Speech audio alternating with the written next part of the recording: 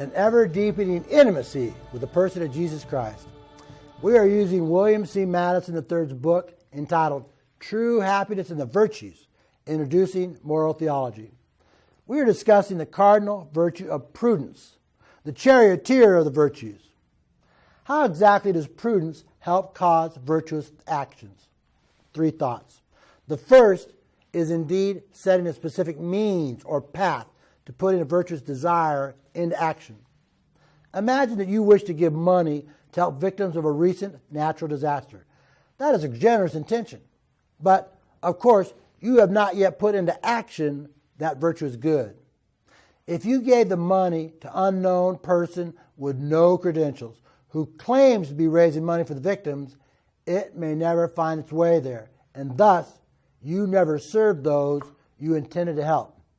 So a potentially generous act is done imprudently, and thus not done well. But if you give that same money to Catholic Charities in one of their drives to aid victims of that disaster, you can be sure, given the history and reputation of the organization, that the money will find its intended target. A virtuous inclination is effective with a good practical decision so that the virtuous act actually happens with the guidance of prudence. A second example reveals that sometimes prudence helps us determine what a virtuous act is in the first place. Consider a father who wants to both provide for his son financially and to teach the son about the value of money. Should he provide for the son's college spending money or require him to work? The issue is not simply setting the path for an obviously good action, but rather determining what counts as a virtuous action given the circumstances at hand.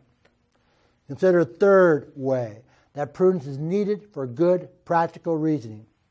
In real life, our reflection about how to make practical decisions does not always concern executing an obviously good act, such as giving money to charity, or the how to give money to your son.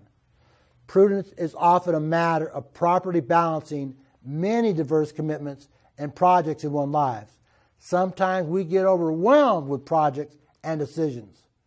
The prudent person sees rightly what the truly most important projects are in one's lives and knows how to prioritize them rightly. It may entail saying no. This is Father Bert. Till next time, let's continue to grow in intimacy with Jesus Christ.